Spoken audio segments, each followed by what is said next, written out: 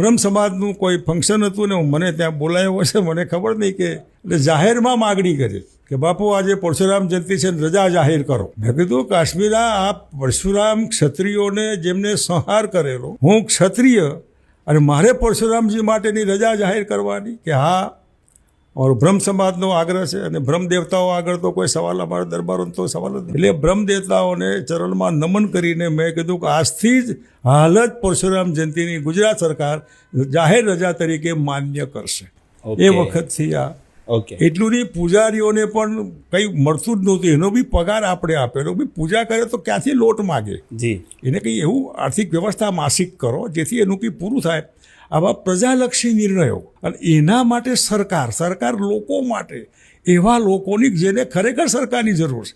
એનું નામ જ લોકશાહી. મજા કરવા નહીં, શૂટબૂટ બદલવા માટે નહીં, લહેર કરવા નહીં, ફર્સ્ટ ક્લાસમાં ફરવા માટે નહીં, ચાર્ટર પ્લેનમાં ઉડવા માટે નહીં.